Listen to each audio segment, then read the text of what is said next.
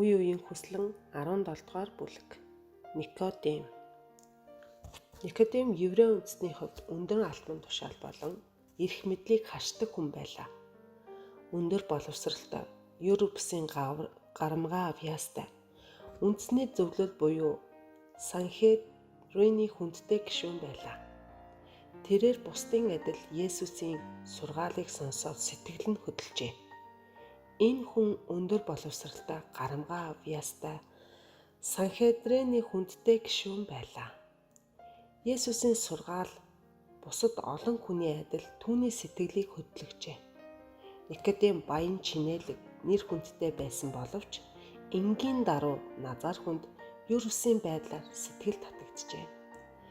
Есүсийн амнаас сонссон сургаалууд нь нүдөө үзүүлсэн учраас тэрээр эдгээрийг гайхамшигт үнний талаар илүү ихийг мэдхээр шийдэв.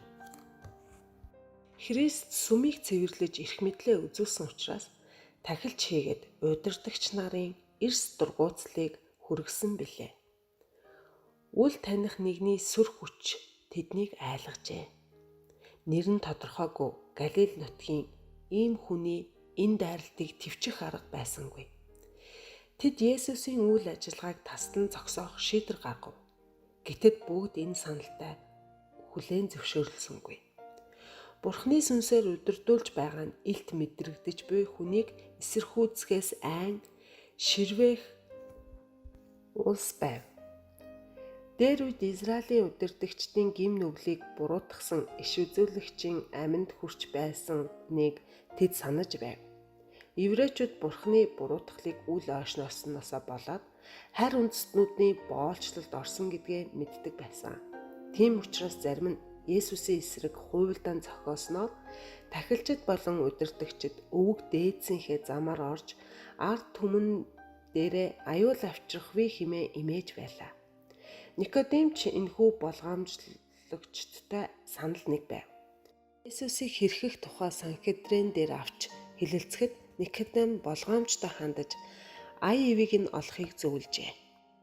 Есүс үнэхээр Бурхны эрх мэдлийг авсан хүн байх юм бол түүний сануулгыг өмнө тоомсорлох нь аюултай хэмээн Никодим ятгаж байв. Тахилчид энэ зөвлөгөөг хэрэгсэхгүй байж чадаагүй учраас хэсэг хугацааны туршид аврагчийн эсрэг шийдвэртэй тэмцэл хийхээ нэг хэсэгтээ хойшлуулав. Никодим Есүсийн тухай сонсоод Месаягийн тухай иш үзүүлэлгүүдийг онцгой анхааралтай судлах болов. Иш үзүүлэлгүүдийг судлах тусам Есүсийг ирэх ёстой Месая мөн гэдэгт итгэх итгэл төрж байлаа. Никодим сүмийг бузарлаж доромжилж байгаа байдалтай Израилийн олон хүмүүсийн нэгэн адил сэтгэл зовиндаг байлаа. Тэрээр Есүс худалдаачдыг, худлан аврагчдыг сүмээс хөөхийг нүдэрээ үзжээ.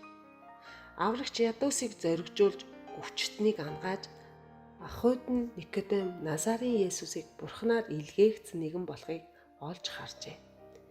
Инрэл хайрыг хүртээгчдийн нүүр царай баяр баясгалангаар гээж ам амнда эзнийг магтан алдаршуулж байхыг Никодим нүдэрээ үзсэн. Никодим Есүстэй ярихын туйлаас их хүсэж түүн рүү нээлттэйгээр очихоосоо айж байлаа. Еврей ард түмний удирдагчийн нэг атлаа нэр цуд гараагүй багшид хандна гэдэг маш ичгэвтер зүйл мэд санагджээ. Хэрвээ энэ тухай Санхедрины гишүүд мэдэх юм бол түүнийг буруутгаж зөвлөлөөс зайлуулах арга хэмжээ авах байв. Ингээд Никодим Есүстэй нууцаар уулзахаар шийдэв. Шууд ил уулзах юм бол олон хүн түүнийг дуурайна гэж тэрээр өөрийгөө зөвтгчээ. Аврагч шүн болоход чидүүн ууланд амардаг болохыг Никодим тусгайчлан асууж мэдээд хотын хөл хөдөлгөөн нам гүн болж хүмүүс гүн нойрондоо дарагдахын үеэр Есүсийг ирж очижээ.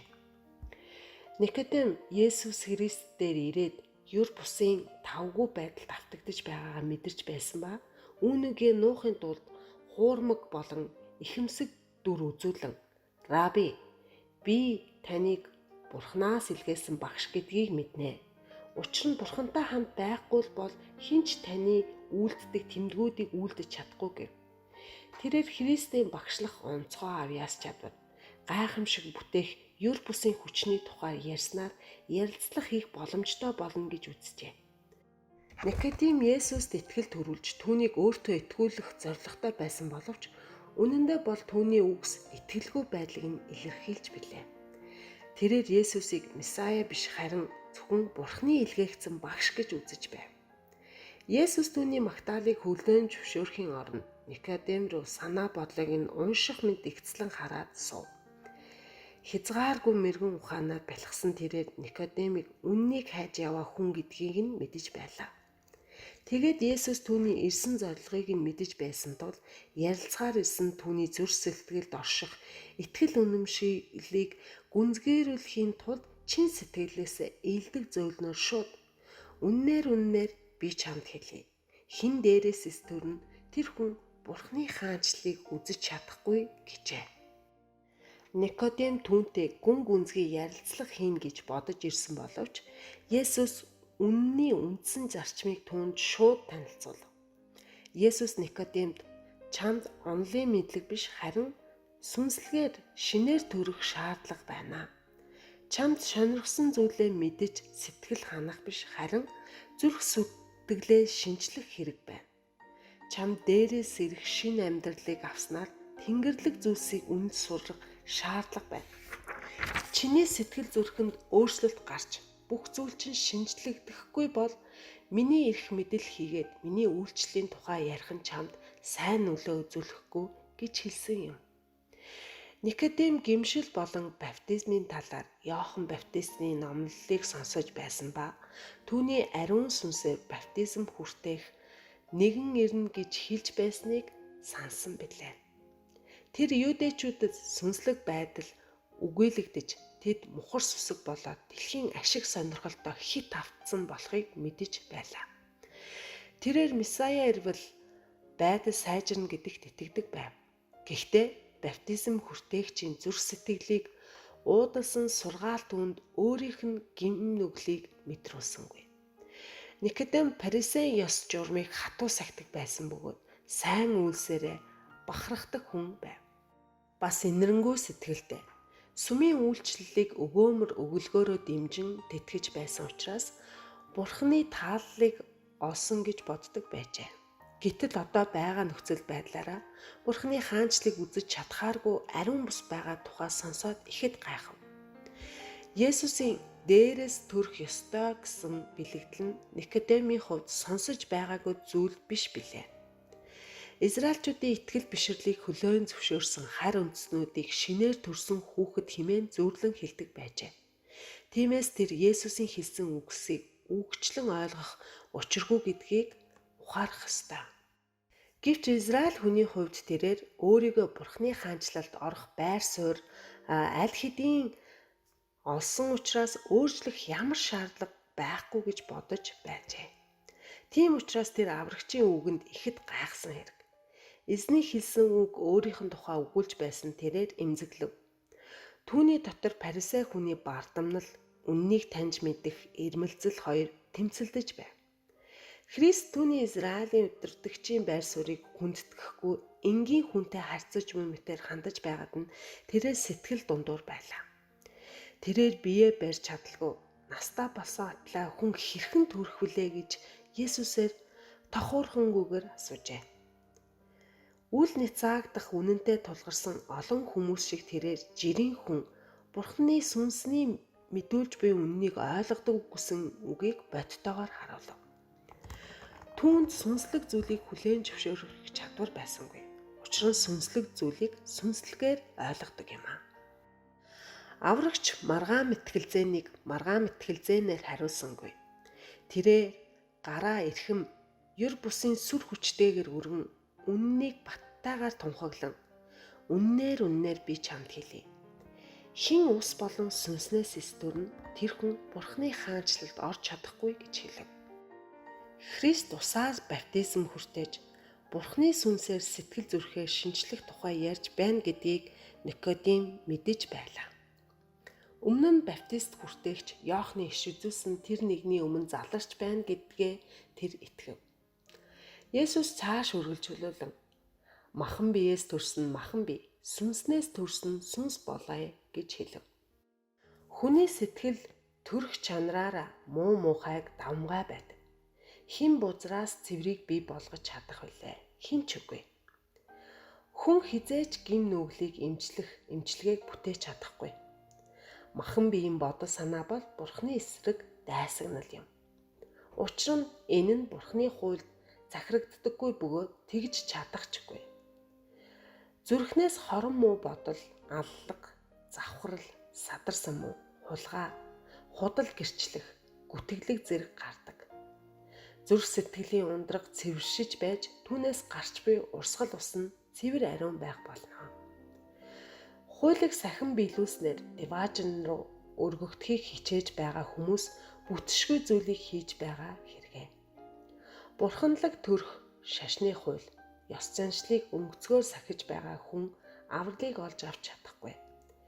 Христэд итгэгчдийн амьдрал бол хуучнаа сайжруулж өөрчлөх биш харин бүх байдлаараа өөрчлөн шинжлэгдэх явдал юм. Хувиа бодох бодол гим нүглээ үүсгэн тохиолдолд шинжлэгдэн өөрчлөлт бий болно. Гагцхүү ариун сүнсний нөлөөгөөр л ийм өөрчлөлт явагдах боломжтой. Никодем эргэлзсэн хിവэр байсан тул Есүс хэлж буй үгээ дүрслэхийн тулд салхийг ашиглан салхи дуртай газраараа үлээдэг. Чи дууг нь сонсовч салхийг хаанаас ирж хаашаа оддгийг мэддэггүй. Сүнснээр төрсөн хүн бүр үүнтэй адил байдаг гэж хэлв. Бид моддын оройд салхи шуугаж байгааг сонсдог. Ганхаж байгаа мөчөр нахаа өвс ногоог хардаг боловч салхи чухам хаанаас ирээд хааш оддгийг хэн ч мэддэггүй. Ариун сүнсний зүрх сэтгэлийг өөрчлөгч хүч үүнтэй адил юм. Салхины хөдлөлийг тайлбарлах боломжгүйтэй адил ариун сүнсний нөлөөг тайлбарлах нь хэцүү юм. Хүмүүсийн хувьд ариун сүнсээр өөрчлөгдөн цаг хугацаа, нөхцөл байдал, байр байршлыг тодорхойлох боломжгүй боловч энэ нь тухайн хүн өөрчлөгдөөгүй гэсэн үг биш ээ. Христ хүний зүрх сэтгэл зогсоо чөлөөгүй үл харагдах салхи адил нөлөөлж байдаг. Хүмүүс энэ нөлөөг өчүүхнээр зүрх сэтгэл нь Христ рүү чиглэж байгаа байдлаар нь мэдэрч болдог. Бид Христийн тухай тунгаан бодож, ариун бичээсүүдийг уншиж, сургаал номлогчдын үгсийг сонссноор энэ бүх өөрчлөлтийг хүлээн авдаг. Ийхүү сүнсний шууд яриа дуудлагаар бид зүрх сэтгэлээ баяр хөөртэйгээр Есүст шууд захируулдаг. Олон хүмүүс үүнийг гинэт өөрчлөлт шинжилэлт гэж нэрлэдэг боловч үнэндээ Бурхны сүнс урт удаан хугацааны турш төвчээртэй үйлчилсэний үр дүнд ийм өөрчлөлт бий болдог юм. Салхийг хардаггүй боловч салхины нөлөө нь үргэлж харагдаж мэдрэгддэг. Үүнтэй адил сүнсний зүрх сэтгэлд нөлөөлөх хүч авралын хүчийг биеэрээ мэдэрсэн хүний үйлдэл бүрээр илэн харагдах болно. Бурхны сүнс зүрх сэтгэлийг эзэмснээр амьдралыг өөрчлөн шинжилдэг. Ийм хүмүүс гим нүгэлтэй бодол санаагаа орхин, бузар муу үйлээсээ татгалзаж, уур бухимдал, атаа хорсол, хэрүүл тэмцэл нь хайр инрэл даруй байдал амар тайвнаар солигддог. Уйдгар гуннаг баяр баясаар солигдож тухайн хүний царай Тэнгэрийн гэрэлтэн гидэг. Ингэхдээ ачаа дарамтыг нь таяглан хайж буй мутрыг Тэнгэрийн ордноос гэрэлтэж буй гэрлийг хинч олж үзэж чаддгүй билээ. Бид итгэлээр Бурханд захирагдсан тохиолдолд түүний ивэл бидэн дээр хүрэлцэн ирдэг. Ингэсэн цагт хүний нүдэнд үл үзэгдэгч хүч Бурхны дүрээр шин бүтээлийг тойролдог. Хүний мөхс хязгаарлагдмал оюун ухаан авралын ажлыг ойлгож ухаарч чаддаггүй. Авралын нууц нь хүний танин мэдхүйгээс давсан хэрэг юм. Гэхдээ үхлээс амьдралыг олж авч буй хүн авралыг Бурхны хүчээр хийдэг зүйл гэдгийг ойлгодог. Бид газар дээр амьдралынхаа туршлагаас авралын эхлэл хэрхэн тавигдсныг мэдэх боломжтой. Авралын үр дүн мөнхөд мэдрэгдэх болно. Есүсийг ийхүү еврей удирдагчтай ярилцаж байхад түүний оюун ухааныг үнэн гийгүүлж эхлэв. Ариун сүнсний зөөлрүүлэн өөртөө итгүүлэх хүч удирдагчийн зүрх сэтгэлийг дулаацуулжээ. Гэвч тэр аврагчийн үгийг гүйцэд ойлгохгүй байлаа. тэрээр шинээр төрөх шаардлагыг ойлгохгүй. Харин түүнтэй холбоотой үйлдэлийг хэрхэн гүйцэтгэх талаар бодож тунгаасаар байв. Тэрээр гайхшралд автагдан ийм юм хэрхэн бий болж болох вүлээ гэж асуужээ. Гэтэл Есүс чи Израилийн багш хатлаа үүнийг ойлгохгүй байна гэж юу хэмэв. Ард түмнийг зааварчлах үүрэг хариуцлагатай хүн үнэхээр ийм чухал зүйлийг мэдэхгүй байх ёсгүй. Есүсийн үг Никодем үнний энгийн үгийг сонсоод бохимдож уурлахгүй байж. Харин сүнслэг мэдлэгээ дутуу гэдгээ ойлгож өөрийгөө даруй болгох сургамж байлаа. Христ эрхэм хүндэтгэлтэй ярьж үг болон харцаараа чин сэтгэлийн хайраа илэрхийлсэн учраас Никодем өөрийнхөө өчүүхэн болохоо ойлгож гомдсонгүй. Есүс газрын бус Тэнгэрийн хаанчлалыг тогтоохоор дэлхий дээр бууж ирснээ тайлбарлахад Никодемийн зүрх сэтгэл тавгүй болов. Үүнийг мэдэрсэн Есүс хэрэг би чамд газрын эмсийг ярихад чи итгэхгүй бол Тэнгэрийн эмсийг ярвал чи яаж итгэх юм бэ гэж нэмж асуужээ. Хэрв Никодем уучлал нэгүслэл зүрх сэтгэлд нь хэрхэн нөлөөлөх талаар Христийн сургаалыг хүлээн зөвшөөрч чадахгүй байгаа юм чинь түүний Тэнгэрийн хаанчлалынх нь алдрыг хэрхэн ойлгож чадах вүлээ. Христийн газар дээр гүйцэхээр исэн үйлчлэлүүдийн утга учирыг ойлгохгүй байгаа тэрээр түүний Тэнгэр дэх үйлчлэлийг ойлгож чадахгүй нь ойлгомжтой. Есүсийн сүмээс хөөж гаргасан юудэчүүд өөрсдийгөө Авраамийн хөвгүүд гэж нэрлэдэг байжээ. Гэхдээ тэд аврагчийн харуулж байсан Бурхны алдрыг төвчж чадалгүй сүрдэж түүний өмнөөс зүхтэн одсон юм аа. Ингэснээрээ тэд сүмийн ариун үйлчлэлд оролцоход шаардлагатай Бурхны уулчлал өршөөлийг хүлээж аваагүй гэдгээ нотлон харуулжээ. Тэд өнгөн дээрээ ариун шударга дүр үзүүлвч зүрх сэтгэлээрээ ариун байдлыг үл тоомсролдог байлаа. Тэд хуулийг үг үсгчлэн баримтлах боловч түүний үзэл санааг ямагт гажуудуулж байв. Тэдний хамгийн чухал хэрэгцээ бол Христийн Никодем тайлбарлан өгч буй ёс суртахууны шин төрөлд гин нүглээс цэвэршүүлэгдэх мэдлэг ариун байдлын хувьд өөрчлөгшин шинжлэгдэх шаардлага байсан юм а. Зүрх сэтгэлээр шинжлэхдгийн чухлыг ойлгож мэдрээгүй байдал Израилийн харлаган байдал бол яагаад ч зүтгэх аргагүй зүйл юм. Иш үзүүлэгчид Исая ариун сүнсээр удирдуулан бид бүгдээрээ бузар нэгэн мэт болсон бөгөөд бидний бүх үйлс нь бохир хувцс мэт байдаг гэж бичсэн. Давид Бурхан миний дотор цэвэр зүрхийг бүтээж миний дотор зөв сүнсийг шинжилээж хэмээн залбирсан. Изекэл би та нарт шин зүрхийг өгч та нарын дотор шин сүнсийг оруулна. Би та нарын махан биеэс чулуун зүрхийг зайлуулж та нарт махан зүрхийг өгнө. Би өөрийн сүнсийг та нарын дотор оруулж та нарыг өөрийн тогтоосноор явуулна.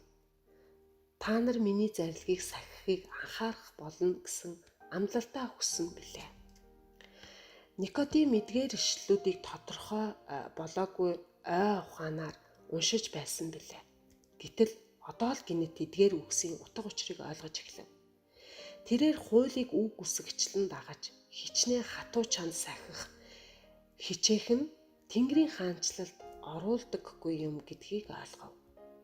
Хүмүүсийн хувьд Никодем бол зөв шударга, хүндэтгэл хүлээх хүн байв.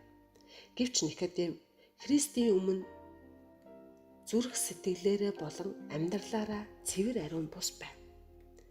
Никодем Христ рүү татагдж эхлэв. Аврагч шинээр төрөх талаа тайлбарж өгөх үе тэрээр өөрчлөгдөх шинжлэхийг ихэд хүсжээ. Энэ хүсэлтэд хэрхэн хүрэх вэ гэтэл Есүс асууж амжаагүй байсан асуултанд нь Мөсе цөлд тэр могоог өргөсөн шиг хүний хүч өргөгдөх ёстой. Энэ нь түүнд итгэж хүн бүрийг мөнх амьтаа болгохын тулд билээ хэмээн хариулжээ. Мөсегийн үүх түүхийг Никодем сайн мэддэг байсан юм. Өргөгдсөн могооны бэлэгдэл аврагчийн үүрэг даалгаврыг ойлгоход түүнд тусалжээ. Израилийн ард түмэн цүлд хорт могоод хатгуулган өгөж байхад эзэн зис могоо бүтээж түүнийг өндөр газарт ард түмний дунд байрлуулахыг Мөсе тушаажээ. Ийхүү хүмүүс зис могоо руу харсан боловч өөхөхгүй харин амьд үлдэнэ гэсэн зарыг тараасан байлаа. Зис могоо ямар ч хүч нөлөөгүй гэдгийг хүмүүс сайн мэдэж байсан. Хэдий тийм боловч энэ нь Христийг бэлэгдэж байжээ. Хорт могоон дүрснээс бүтээсэн зис могоон хүмүүсийг эдгээхийн тулд өргөгдсөн шиг гин нүгэлтэй махан биетэй адил болгогдсон нэгэн хүмүүсийн аврагч болон өргөгдөх ёстой байв. Тахилын өргөл өргөх ёслол хүмүүсийг гин нүглээс нь хэлтрүүлнэ гэж ихэнх израилчууд итгэдэг байлаа. Өргөлийн амьтад нь зис могооноос илүү хүчтэй биш юм гэдгийг Бурхан тэдэнд сургахыг хүссэн. Эдгээр нь зөвхөн израилчуудын санаа бодлыг аврагч руу хандуулах зорилготой байв. Шархаа эдгээл гэж гим нүглээ уучлуулахад Бурханы бэлэгт итгэхээс өөр юу ч та нарт тус болохгүй. Тэд түүн рүү харснаар амьд үлдэх ёстой байлаа. Могоод хатгуулсан зарим хүмүүс зис могоо руу харахгүй цаг алдаж байсан. Тэд зис могоод эдгэн илаашруулах ямар хүч байх вүлээ гэж эргэлзэх боломжтой байв. Тэд шинжлэх ухаанч тайлбар хариултыг шаардаж болох байсан юм. Гэвч тэднэрт ямар тайлбар өгөөгүй. Тэд Мөсөгөөр дамжуулан өгсөн Бурханы үгийг хүлээн авах ёстой байлаа. Зис могоог харахаас татгалзнаар хүмүүс үгсэн юм аа. Зүрх сэтгэл маань тэмцэл мэтгэлзээнээр ариусгаж гэгэрдэггүй ажээ. Бид харж амьд үлдэх ёстой. Никодем сургамжийг сайн ойлгоод түүнийгээ хэрэгжүүлв. Одоо тэрээр бичээсүүдийг хийсвэр онол болгон ярихаас бус зүрх сэтгэлдээ шинэ амьдралыг олж авахын тулд цоо шинэ байдлаар унших болов. Тэрээр өөрийгөө ариун сүнсээр өдөрдөрөх үедээ л Тэнгэрийн хаанчлалыг харж эхэлсэн билээ. Өргөгдсөн могоон бэлэгдлэр Никодем заасан үннийг олон мянган хүнд суралцах шаардлагатай байна. Энэ хүмүүс эзний хуулийг сахиснараа түүний таалалд багтан орох болно гэж итгэдэг. Тэд Есүс рүү хараагаа чиглүүлэн түүний уучлал нэгүслэлээрээ аврагдах болно гэдэгт тухай сонсоод ийм юм яаж болох вэ гэж гайхацгаадаг. Никодемийг нэгэн адилаар бид яах аргагүй хамгийн агуу гим нүгэлтэн гэдгээ мэдэрснээр шинэ амьдралыг хүлээн авах ёстой. Ийм үед Христээс өөр аврагдаж болох өөр нэг Тэнгэрийн доор хүмүүст өгөгдсөнгүй гэдгийг бид хүлээн зөвшөөрөх болно. Бид итгэлээрээ Бурханы уучлал нэгүслийг бид итгэлээрээ хүлээн авдаг. Гэвч итгэл бол бидний аврагч биш. Итгэл дангаараа юу ч бүтээдэггүй. Итгэл гэдэг Христээс зууран аврах гар билээ. Бид итгэлээрээ Христийн зөвхт байдлыг хүлээн авч гим нүглээсээ салж итгэрдэг. Гэвч Бурханы сүнсний тусламжгүйгээр гимшигч чадахгүй. Христийн тухай ариун бичээсүүдэд нүглүүдийг уучлах, Израиль гимшлийг сойрхохын тулд Бурхан түүнийг баруун гарынхаа захирагч мөн аврагчаар өргөмжилсөн гэж өгүүлсэн байдаг. Тиймээс гимшил болон уучлал хоёр аль аль нь Христээс ирдэг. Бид тэгэхээр хэрхэн аврагдах вэ? Мөсе цөлд могоо өргөсөн шиг хүний хүн ч гэсэн дээш өргөгдөж, могоо татгуулж, хууртагдсан хэн боловч түүн рүү хараад амьд үлдэх боломжтой. ертөнцийн нүглийг үүрэгч Бурханы хургийг харах тун. Загалмаагаас цацарч буй гэрэл Бурханы хайрыг илчлэн харуулдаг. Тэрээр биднийг өөрлөгөө хайраараа татдаг. Хэрв бид түүн рүү татагдахаас цааргалахгүй бол бид аврагчийг цовдогдлоход нөлөөсөн гим нүгэлдээ гимшин загалмай үлмид очих болно. Ингэсэн тохиолдолд Бурханы сүнс итгэлээр дамжуулан бидний дотор шинэ амьдралыг бий болгож бидний бодол, хүсэл мөрөөдөл маань Христийн хүчсэлд захирагддаг. Зүрх сэтгэл болоод оюун ухаан маань Христийн дүр төрхөөр шинжлэгдэж, Христ бүх зүйлээ түүнд захируулахад тусламж үзүүлж эхэлдэг. Ийм үед Бурханы хууль оюун ухаан болоод зүрх сэтгэлд бичигдэж, бид Христийн хамт Бурхан минь ээ, бид таны хүслийг гүйцэлдүүлэхдээ баярладаг гэж хэлэх боломжтой болдог. Есүс Никодемтэй ярилцаж байхдаа авралын төлөвлөгөө энэ дэлхий дээр гүйцэтгэхээр ирсэн өөрийн үүргийг танилцуулсан. Тэрээр дараагийн уулзалтуудаараа Тэнгэрийн хаанчлалыг өвлөн авах хүмүүсийн зүрх сэтгэл ямар өөрчлөлт орохыг ийхүү бүрэн дүүрэн нэгд нэгэнгүү тайлбарлаж өгөөгүй билээ.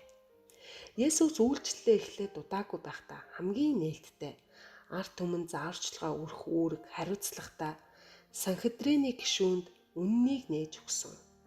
Гэвч Израилийн удирдагчид энэ гэрлийг хүлээн авсангүй. Никодем үннийг зүрх сэтгэлдээ 3 жилийн турш тээсэн боловч үзэгдэхүйц үр дүн гаргасангүй. Гэхдээ ямар хөрсөнд үрээ цацаж байгаагаа Есүс сайн мэдэж байлаа. Шөнө дөлөөр нам гүм уулан дээрх цорын ганц сонсогчд хэлсэн үгс нь талаар өнгөрсөнгүй. Никодем хэсэг хугацааны турш Христийг олонний өмнө хүлээн зөвшөөрөх гэж яараагүй. Гэвч түүний амьдралыг ажилд сургаалыг нь эргэцүүлэн боддог байв.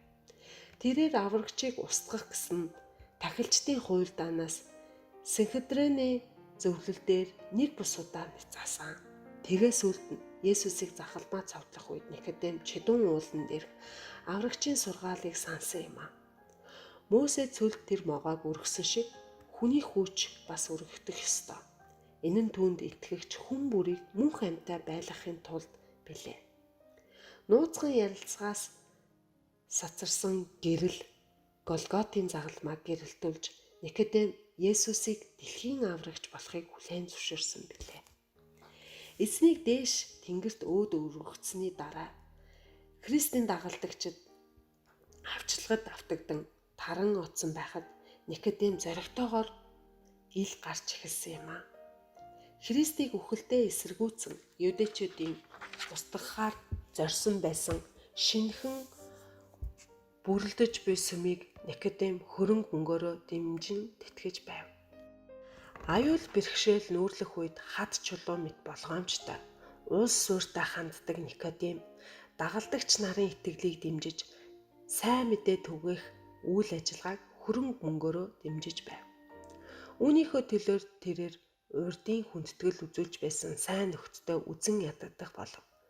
Тэрээр дэлхийн эд зүйлсийн хувьд ядуурсан боловч Есүстэй ярилцсан шөнийн ярилцлага дээр төрсөн итгэлээсээ урвж буцаагүй. Никодем Есүстэй ярилцсан тухайга Иоханд хэлсэн ба Иохан энэ түүхийг сая хүнд сургамж болгохын тулд тэмдэглэн үлдээжээ.